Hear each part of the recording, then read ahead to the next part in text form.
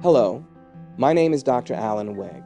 I'm a licensed psychologist and the director of Stress and Anxiety Services of New Jersey, an independent practice specializing in the cognitive behavioral therapy of anxiety disorders, especially obsessive-compulsive disorder. In OCD, a person experiences obsessions, or intrusive thoughts or images, which result in anxiety. The person with OCD will then try to lower or control this anxiety by engaging in behavioral rituals or compulsions. I have found that telling stories that in themselves have nothing to do with OCD or sharing metaphors is a wonderful way to get across the ideas behind the therapy and to help clients understand and commit to treatment. Over the years, I have collected dozens of these stories, and I recently put them into a book entitled OCD Treatment Through Storytelling, A Strategy for Successful Therapy, published by Oxford University Press. This short video that you're about to see will introduce you to 3 of these stories, and I have chosen ones that get at the very heart of what this treatment is all about. Here they are. A bee trap is a device that you can put in your backyard so that when you have guests over and a bee enters the yard, the bee goes to the trap and it doesn't bother you or your guests. And you can make a bee trap yourself. It's easy. This is how.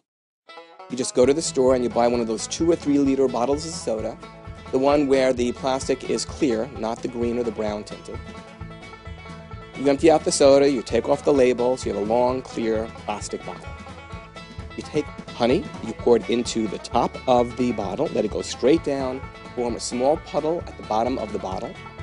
Then about 2/3 of the way up from the bottom of the bottle, you take black electrician's tape, the kind of tape that they use on electrical wiring, and you start wrapping that tape around the bottle over and over and over again, slowly moving up past the nozzle, and then you snip it so you have a small opening at the top of the bottle. Once the honey is dried, you now take the bottle, you turn it upside down, and you take a wire or an open paper clip, and you now tape it to what was the bottom of the bottle, but it's now the top, so you can hang it upside down in the tree. What ends up happening is a bee enters the yard. It doesn't have a nose, it can't smell, but it can detect the scent of the honey. And it follows that scent up through the opening at the bottom of the bottle, flies up inside to the roof where the honey is, and even though the honey is dried, it can extract certain things from the honey. And when a bee is ready to go back to the hive, it's sort of programmed that when it's in an enclosure, like a cave or a hollow tree trunk, it knows that the way out is where the light is. So it goes to where the light is, which is everywhere, towards what is now the top of the bottle. But of course, it slams its body against the plastic because the bee doesn't get the concept of plastic. But why doesn't the bee just say to itself, well, duh, I'll just go out the bottom of the bottle where the opening is the same way that I came in. It doesn't do that because every single time it flies down towards the bottom of the bottle, it's dark there.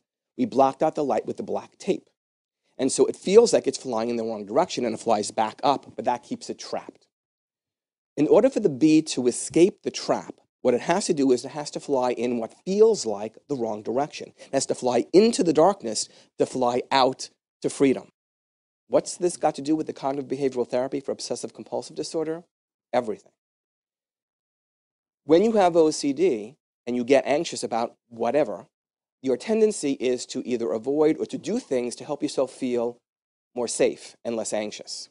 The only way to really free yourself of the actual OCD trap is to fly into the darkness, to fly in the wrong direction, to move towards the very things that make you feel uncomfortable, to do the very things that make you feel more uncomfortable in order to free you.